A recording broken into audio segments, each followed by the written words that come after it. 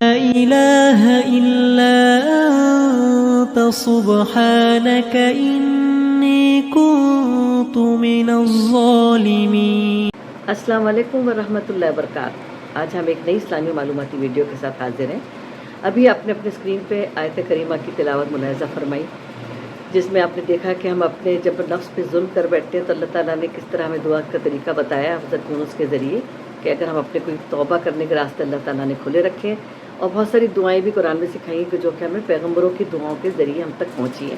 اور یہ ہم اس کو اکثر اس آیت کریمہ کا ورد کرتے ہیں، ذکر کرتے ہیں، اور بار بار اس لیے کرتے ہیں کہ ہم اپنے نفس پہ اکثر ظلم کر بیٹھتے ہیں، اور بے شک انسان خطا کا پتلا ہے، گناہ بھی کر بیٹھتا ہے، چھوٹا بڑا صغیرہ کبیرہ ہر قسم کے ہم سے غلطیاں ہوتی رہتی ہیں۔ تو ہماری کوشش ہونی چاہیے کہ ہم اس کا ورد جاری رکھیں، اس کا ذکر جاری رکھیں، اللہ سے توبہ کرتے رہیں، اور کوشش کریں کہ ہم اجتناب کریں گناہوں سے۔ لیکن یہاں پر اس آیت کریمہ کو سنانے کا اور اس ویڈیو بنانے کا مقصد دوسرا ہے۔ یہ آپ کو دعا نہیں بتا رہی، نہ ہی میں اس کے فضائل بتاؤں گی، اس کے بارے میں آپ بہت کچھ سن چکے ہوں گے، پڑھ چکے ہوں گے، آپ کے استادوں کے ذریعے پہنچا ہوگا۔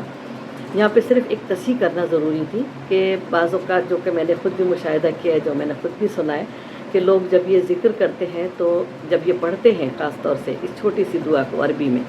تو عربی میں پڑھتے ہوئے کوئی ایک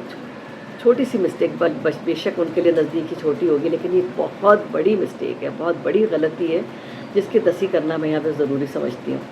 ہم پڑھتے ہیں لا الہ الا انت انی کنت من الظالمین۔ اب آپ دیکھیں میں نے یہاں پہ رک کر تھوڑی سی جگہ کنتوں پہ ذرا اسٹریس کیا ہے، اس لیے کیا کہ یہاں آپ کو اس کی تصحیح کر دوں۔ یہاں پر بہت سے لوگ اس کو جب پڑھتے ہیں روانی میں پڑھتے اس طرح پڑھتے ہیں انی کنت من الظالمین، یہ تے کو اور میم کو ملا دیتے ہیں۔ اس سے پورا کا پورا مفہوم ہی آیت کا چینج ہو جاتا ہے،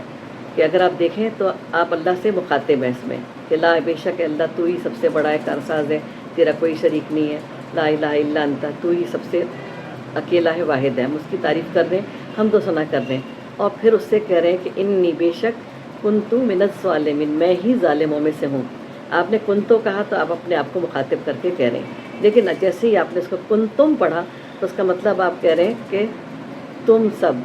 یعنی کہ آپ مخاطب کرتے ہوئے، یہ مذکر کا صیغہ ہے کنتم، اور یہ ایک سے زائد مردوں کے لیے استعمال ہوتا ہے، تو مجمع سے استعمال ہوتا ہے اس کے لیے کنتم۔ تو آپ جب یہ کہہ رہے ہیں کہ کنتم، یعنی کہ آپ مخاطب کس سے ہیں اس وقت اس آیت کریمہ میں، تو اس بات کا بہت بہت دھیان رکھا کریں۔ کوشش کریں جب قرآنی دعائیں پڑھیں، ان کے ذکر کریں، تو اپنے استاد سے اس سے اچھی طرح سے اس کی تعلیم لے لیں، اور خاص طور سے عربی میں پڑھتے ہوئے، اردو میں پڑھ رہے ہیں، انگریزی میں پڑھ رہے ہیں، کوئی مذائقہ نہیں ہے، بلکہ بہتر یہی ہوتا ہے کہ اللہ تعالیٰ نے اپنی جس زبان میں آپ کو یہ دعا سکھائی ہے، اپنے پیغمبروں کو سکھائی، تو ہم اسی طرح سے اس کو ادا کریں، اور کوشش یہ کریں کہ اس کی ادائیگی کے لیے اس کا تلفظ اور اس کے جو معنی تبدیل نہ ہو، ذرا سا بھی ذرا سا زیر زبر، اور اگر آپ نے ملا دیا، تشدید لگا دی، یا پھر کوئی ایک گرامر کی مسٹیک چھوٹی سی بھی کر دی، تو اس کا پورا مفہوم چینج ہو جاتا ہے۔ تو آپ یہ اس بات کا بہت بہت دھیان رکھا کریں۔ غلطی میں ہو جاتا ہے انسان سے، لا علمی میں ہو جاتا ہے، لیکن بہتر ہوگا کہ جب ہم قرآن پڑھ رہے ہوں، خاص طور سے